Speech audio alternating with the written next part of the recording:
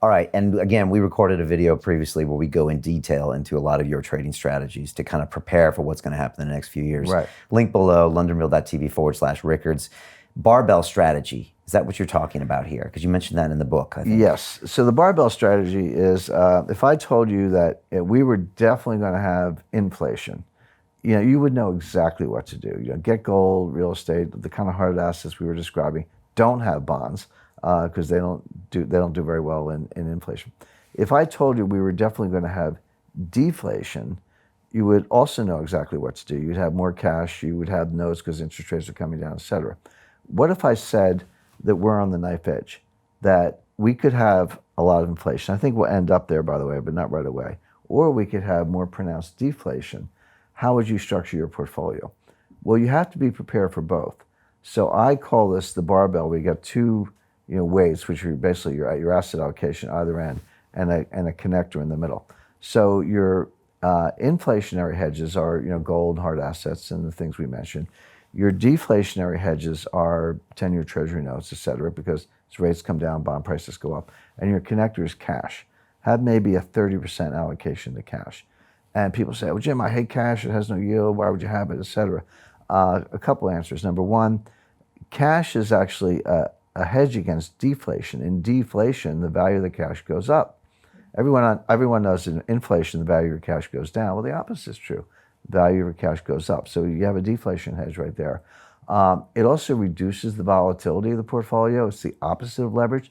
So if you got gold and things are volatile over here and notes are volatile over here, that cash will reduce the overall volatility so people can sleep at night. But the most valuable part of cash, and people don't get this, it has embedded optionality. If you're the guy with cash, you can, first of all, you can pivot. If either inflation or deflation takes the lead, you can pivot into that side of the barbell. But more importantly, if there's a catastrophic crash, you can take a deep breath, your wealth is preserved, and you can be the one who goes out shopping. And by the way, our friend Warren Buffett has over $115 billion worth of cash on the balance sheet of Berkshire Hathaway, the most cash they've ever had. He sees what I see.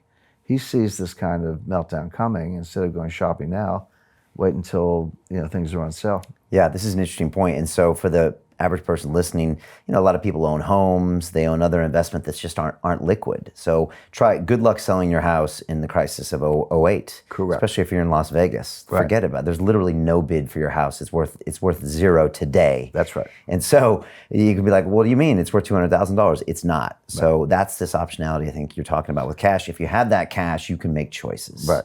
As long as that sovereign government is still going to be around, and the U.S. probably will. That's correct. That's why you have the gold. That's why you have the gold as well, just in case. By the way, one of my favorite quotes, Mario Draghi is he's leaving, of course, on his way out, but he's my second favorite central banker in the world. My favorite is Vera Nabiullina, who's the head of the Central Bank of Russia. She really knows what she's doing, but Draghi's pretty good. He knows that central banks are impotent, so the less said, the better. You have this aura of power, even though you don't really have any. But he gave a lecture at the Harvard, I think it was Kennedy School, a few years back, and in an academic setting, you let students ask questions at the end. Well, there was a guy I know who's a reporter, but it was an open event, and got in the queue and got to ask his question. And he said, Governor Draghi, what's your opinion of gold? He didn't elaborate, just asked the central banker about gold. And everyone says, well, central bankers hate gold. But Draghi said a very interesting thing. He said, well, before I was head of the ECB, I was head of the Banca d'Italia, the Italian central bank, and I never sold an ounce of gold, not one. I considered it a hedge to the U.S. dollar.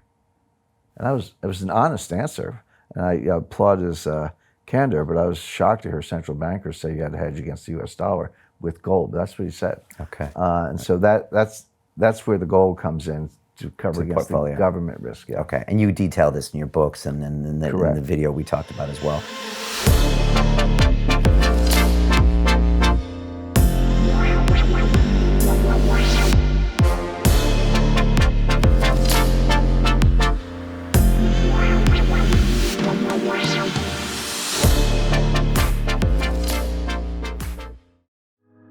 If you put your money in the bank, it's not your money anymore. It's the bank's money, and they'll give it to you if they feel like it. Hi, Brian Rose here. Did you watch my recent London Real episode with former CIA consultant Jim Rickards? If you did, you heard Jim mention a massive government secret and the effect it could have on thousands of people. And yes, that might include you. That's right, Brian. After 15 years of secrecy, I'm revealing the sensitive information on camera. Jim's going on camera in just a few days to reveal this 15-year-old government secret. The brief revealing video below could change how you think of me. I hope you understand. Click below to see it. As you can imagine, this message is not sanctioned by the US government, so Jim has to keep this broadcast private. Only those on his list will get the chance to hear it. As a London Reeler, he's letting me offer you exclusive access for free. All you have to do is click on the link below or go to londonreal.tv/Jim and add yourself to the list. Once this goes live, you may never have the chance to see it again. Due to the nature of this video, we are taking it down soon, so make sure you click below before it's too late.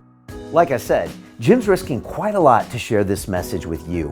He told me he just can't keep it under wraps any longer, and I think you need to hear what he has to say. So click on the link below or go to londonreal.tv/Jim to sign up now. And I will see you at the free event.